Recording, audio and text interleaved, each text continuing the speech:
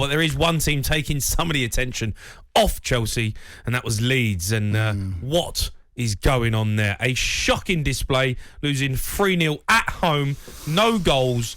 Let's go to Ian, who is a Leeds fan. Ian, good evening. How you doing, guys? You all right? Great show as always. Thanks, Ian. What's going on? New managers come in, same old story. To be honest with you, I don't know where to start, and to be honest, I'm not even surprised. It's gotten to a point where it doesn't really matter about the manager. I think the tactics haven't changed at all. Like, it's almost like we've got a new manager and we're doing the same thing. We're playing the same players in the positions where they shouldn't be playing, and ultimately didn't invest in January, and that's come back to bite us because our players aren't good enough for the team.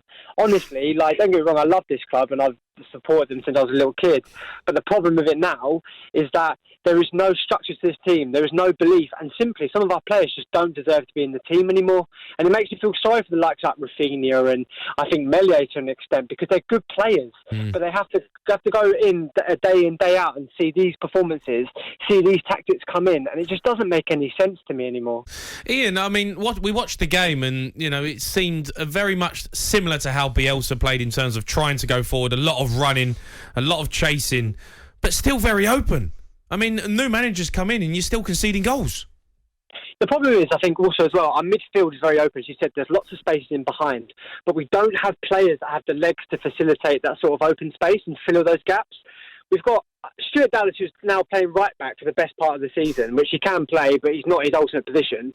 One of the fittest people on the team who can actually do a job in the middle midfield. Of course, we're missing Calvin Phillips, which is a massive factor. Like, let's address that elephant. But our back four, I don't get it. Ayling as a centre-back, it doesn't work. It's never worked. And so why it continues to work, I don't know. I don't understand why we don't even try and use some of our young players. Play Charlie Cresswell, play Hjelde, or play Lewis Bate in the midfield. It's too much pressure. Too much pressure, Ian. You can't put that pressure on young lads. Massive moments of the season now, and you're banging trouble. You know. And also, the new manager that's come in, the new manager that's come in, is the first thing that he's going to do is to look to the youth team. It's not in this mess, and this is a conversation I've heard for pretty much every season. When the team's at the bottom, the conversation goes, give the young lads a chance. Jamie's right. The pressure you're now putting on these young shoulders, and also as a manager, who's going to throw kids in?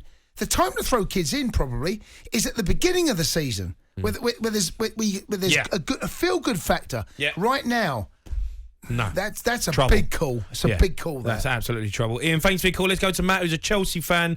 Matt, good evening. Good evening, guys. How you doing? Yeah, how are you feeling? Oh, I mean, I've been at work most of the day, so I've just kind of kept up with, you know, the news of this sanctioning as and when I can, and it is quite concerning. Now, I've supported Chelsea since 2002, and I grew up watching Frank Lampard, and I've been quite lucky that we've had the 19 years that we've had. You know, obviously I wasn't around in the days of, you know, of how bad when I played, Matt, when I played, is that Adidas stand finders on? I could hear you stuttering a little bit there, Matt. People say to me, "Where were you when you were?" I was trying to go around. Well, I was playing. Jason Cundy in his cricket pads on. I was playing for the club at the time, but so my memory goes back a little bit further, Matt. But look, don't worry. It's right now. Don't worry.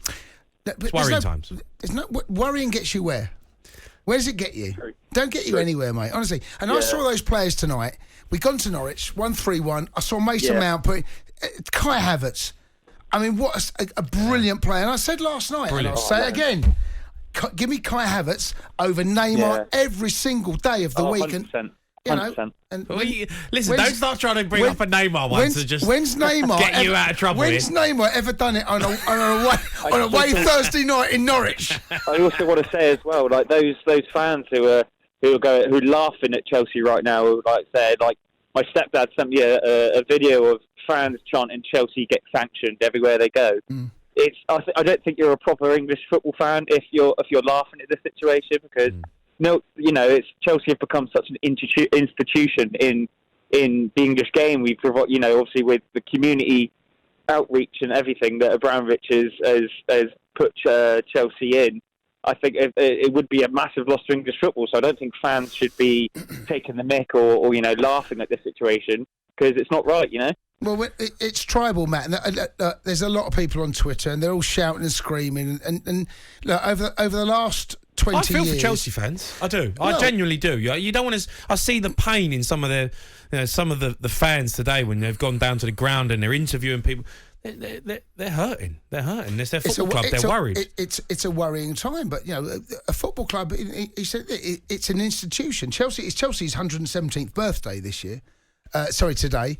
And I can't believe we've not got happy birthday songs. Looking through the gallery there. No, it's not planned. 117 Frozen years. soundtrack. And we will be here for another 117 years. And Chelsea existed before Roman and will exist after Roman. It's the fact... Do you know what? Had Chelsea not been as successful, no one would care. No. If Roman had ploughed $3 billion into Chelsea and we'd won one Premier League, one Champions League... a couple of, maybe a couple of League Cups, a little bit like Liverpool over the last 20 years, no one would have said a word. What? What? What are you laughing at? Liverpool have been amazing in the last 5 years. They've not any more. They've what? They've been amazing in the last 5 years. You can't say Liverpool. I mean, you could have said Spurs. No, I said Liverpool. No, I could have chose any side. But if Chelsea were unsuccessful over that period and only won one Premier League, one Champions League, and a couple of domestic cups, no one would care. Yeah. No one would care. It's because Chelsea have been the most successful side in the country at that time. And that's why this rivalry comes. And do you know what? That's absolutely fine. But Johnston's paint? No, don't leave that to Luton. leave that to Luton. Luton can deal with that. Spurs. Where's Spurs? Here's a question. Has Spurs been sanctioned for the last 30 years? Because have they? And I've not heard about it. Is that what's happened? Here's the nibbles. Here we go. We've got him. Keep your call coming in 03 717 22 33 44.